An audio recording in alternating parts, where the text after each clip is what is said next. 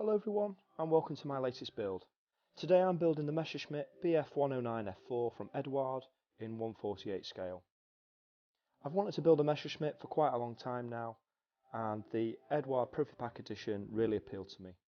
It's very high quality and it also comes with some additional PE, some canopy masks and some very high quality decals.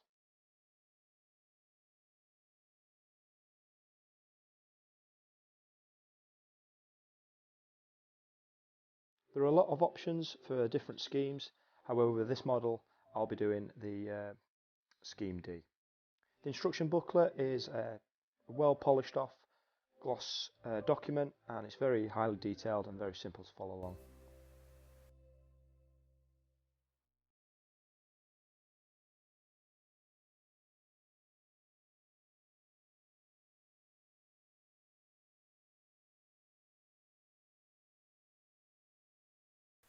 Like most model aircraft, it begins with the cockpit, and this cockpit is very highly detailed and very straightforward to put together. Not much cleanup required, however sanding stick does help tidy it up a little bit.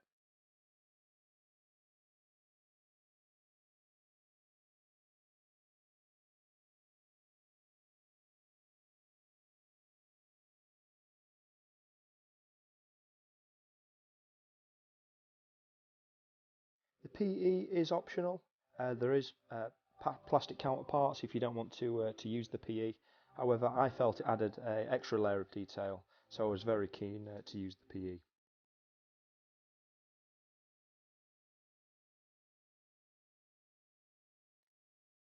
So I gave the cockpit a prime of Vallejo black primer, and then as a base colour I gave it some XF63 German grey. I then added some XF2 and painted the highlights. It does look quite strong in the video, however it's nice and subtle when you look at it.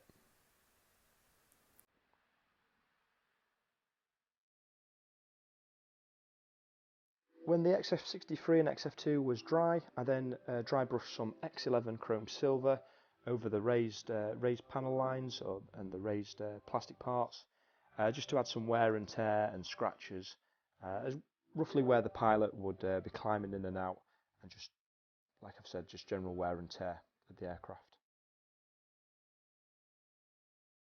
Once this was complete, I liberally applied some panel line accent colour black. I gave this a few moments to dry, and then I went over with a cotton bud just to wipe away any excess, and this gave it a grimy, used look.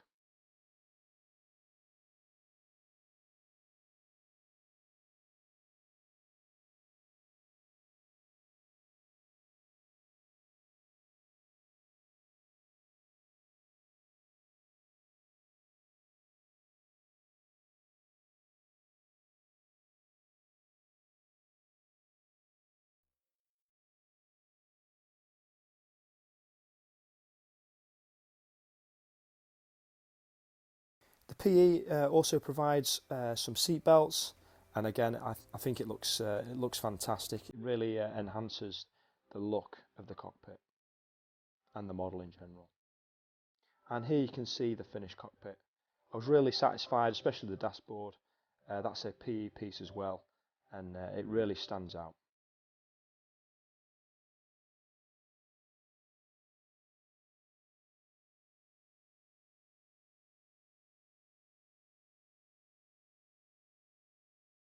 There was no fit issues with the aircraft, however I did use a little bit of Vallejo putty just to fill a gap forward of the cockpit.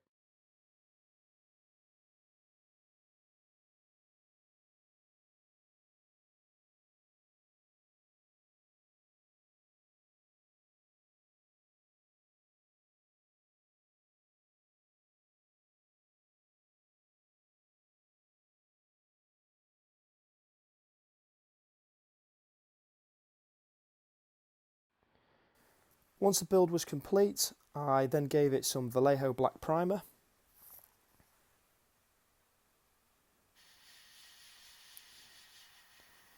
Once that had cured, I then mottled on some XF2 white on the panel lines, bit of pre-shading, and I really thought this enhanced the paint job.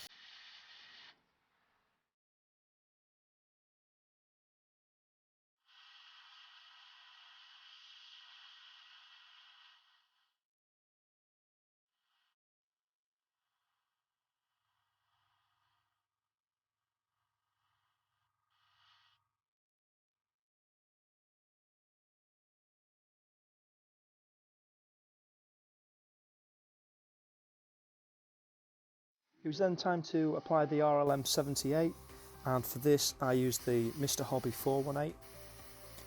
I'd seen an article in an Airfix magazine, and I decided before giving it the coats I wanted to model on the 418 as well over the top of the white modelling, just to add a bit of variety and tone to the aircraft.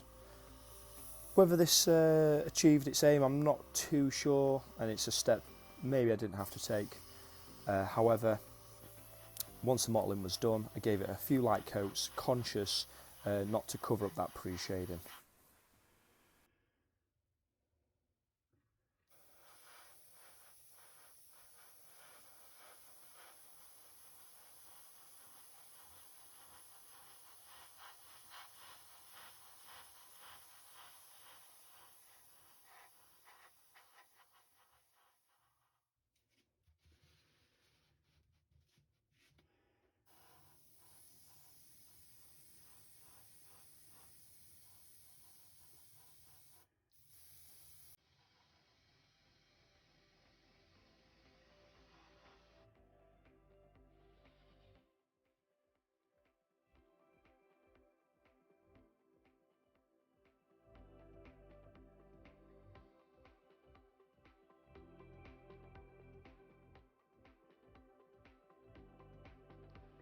I then masked the aircraft up, and it was time to paint the RLM 79, and for this I used the Mr. Hobby 66.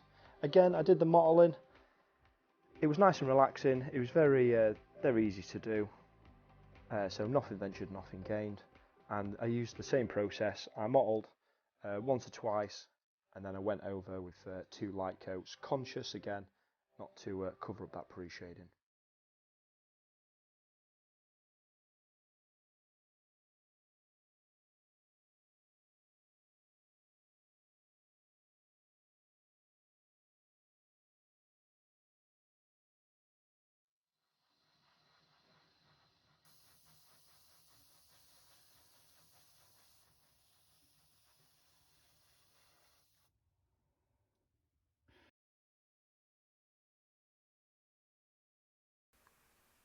So one benefit I did find of the modelling and the light coats was when it came to removing the masks, there was no overspill, there's no touch-ups required.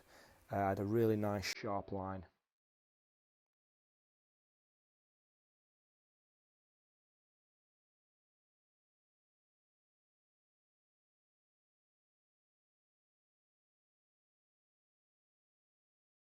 And before I applied the X22 clear, I also applied some Mr. Hobby 413 yellow just to the underside, and some XF2 to the nose of the aircraft.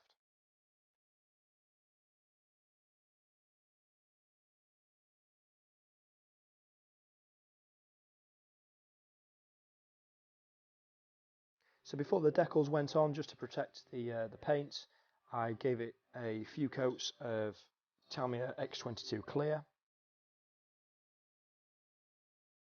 and this would help seal the decals in, but also help with the washers as well. For this, I moved to a 0.4 needle at 20 psi.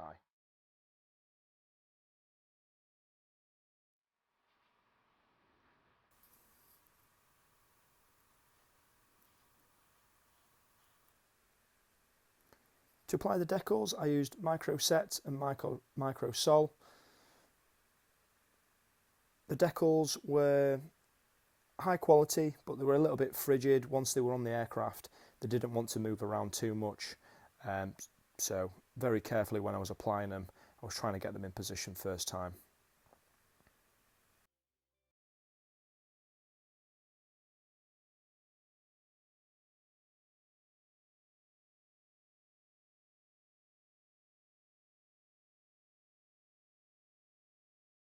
Once the decals were done, I then gave it another couple of coats to seal them in with the X22.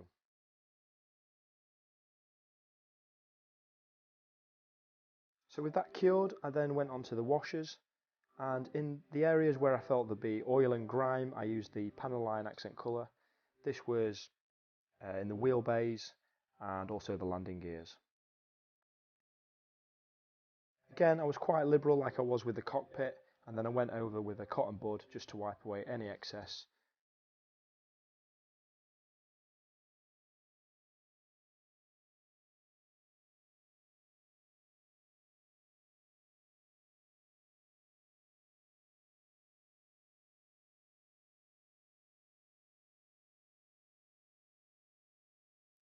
For the remainder of the aircraft, I gave a wash of German dark yellow, and I was conscious to brush in the direction of the wind flow, and I did this in stages. I would do a wing, brush it on, let it get into the panel lines and the recesses, and then I came over with a dry paper towel just to wipe it away. Again, conscious to wipe it in the direction of the airflow. And at this stage, it gave it a really dirty, grimy feel, like it had been operating in the desert of North Africa, and it really started to turn it from a bird into a warbird.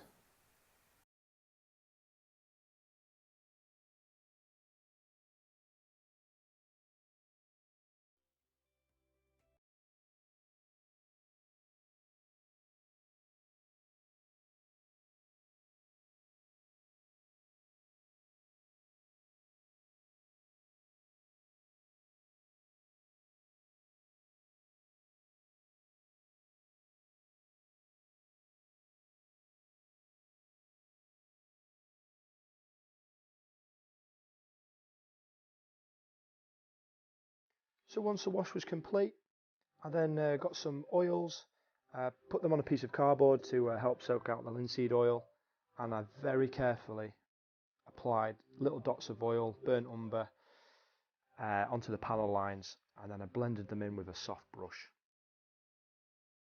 This was a really satisfying process, and it really enhanced those panel lines, and I'm glad I took the time to do it. I did this all over the aircraft, on all the panel lines, on the bottom and the top. Once they were dry, I also used the opportunity just to brush in the exhaust stains as well.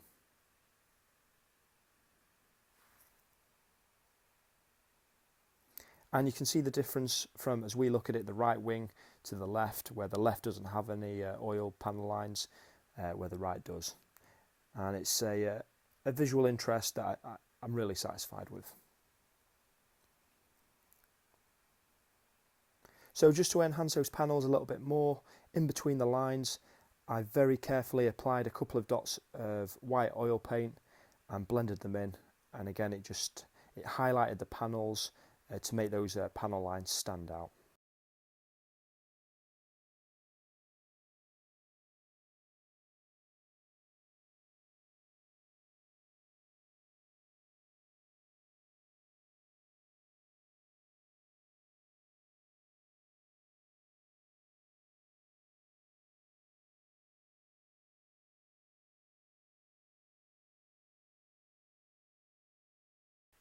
So the build was pretty much complete at this point.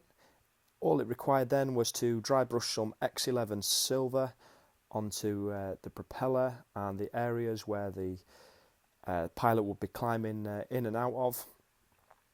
Apply some red and green to the wingtips, and then some antenna wire.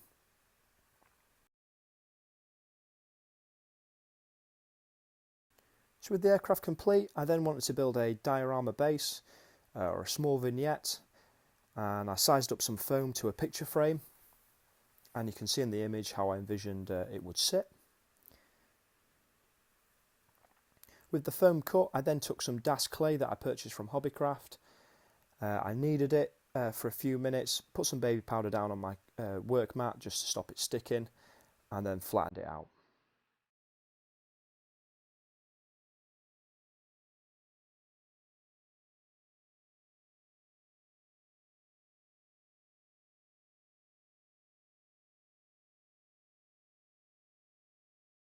This stuff takes a long time to dry, so you've got plenty of time to play around with it. There's no rush at this stage. When I was satisfied, I then cut it to size, and it was about 5 mils thick.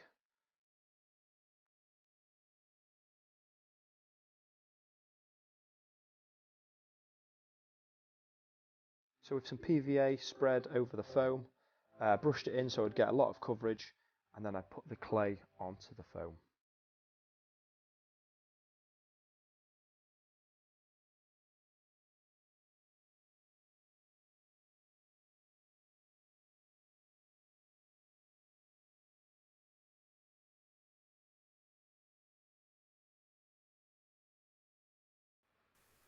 Just so I could position the clay correctly onto the foam, I placed it into the picture frame first, and then put the foam in, and then flipped it back over, and then I knew that it would fit when I came to apply it when I was finishing it.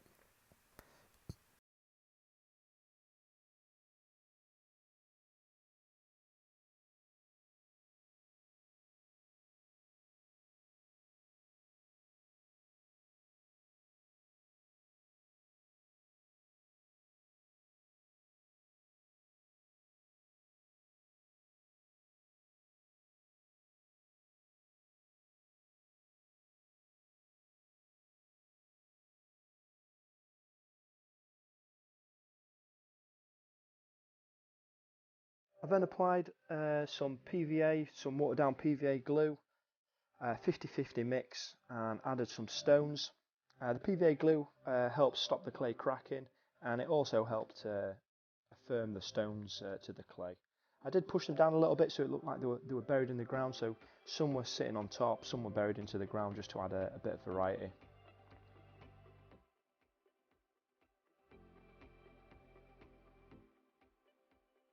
When I was satisfied with the positioning of the stones, I then went over again with the diluted PVA and applied some sharp stand.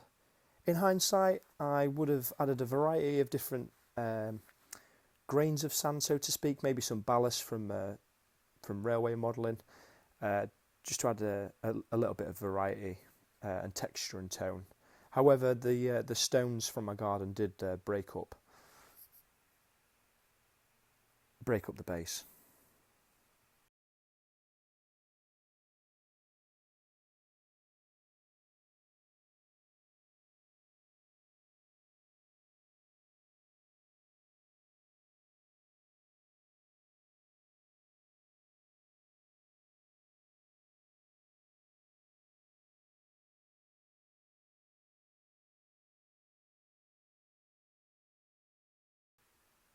I then gave it 36 hours to dry before applying the AK dried seagrass. Again, this was just placed down by putting on a little bit of PVA glue and then placing the dried grass where I wanted it.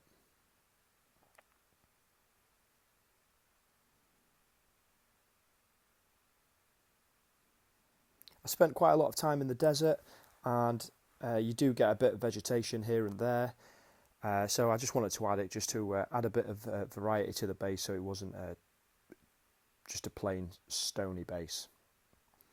So once it was all cured, I then made a mixture of XF59, Desert Yellow and some XF57 buff with a little bit of the German grey, just to darken it up a little bit, and I gave it a base coat. This kind of acted like as primer, but it would also act as a shadow for any dark areas later on.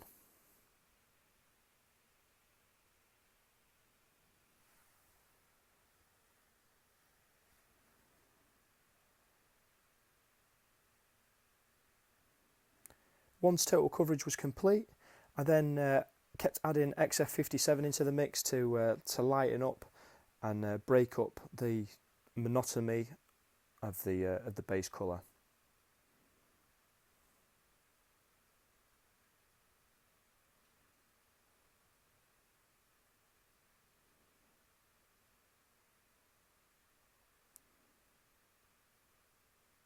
I let this dry for 24 hours, and then again I went over with some XF57 buff just into general areas where it would be exposed to the sun.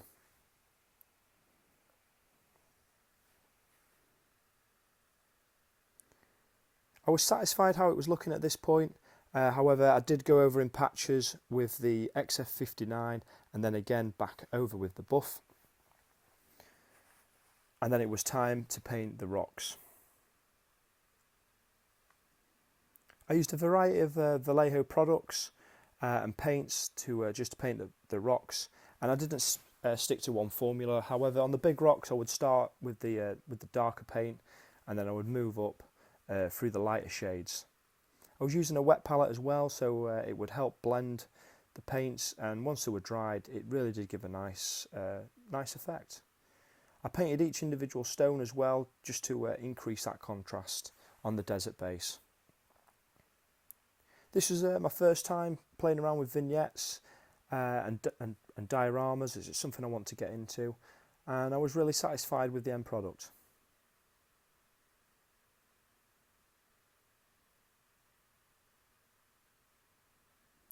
If you've got any questions or you enjoyed this video, please leave a comment in down below. Please, if you did enjoy it, hit that like button, and if you've not done so already, please consider subscribing. You can follow along what I'm doing in the modelling world on my Instagram, and the link for that is in the description below. I hope you've enjoyed this build video. It's a model that I thoroughly enjoyed, and I wouldn't hesitate to do another Eduard Profi Pack edition model again. I'll now leave you with a few images of the finished product, and thank you for watching.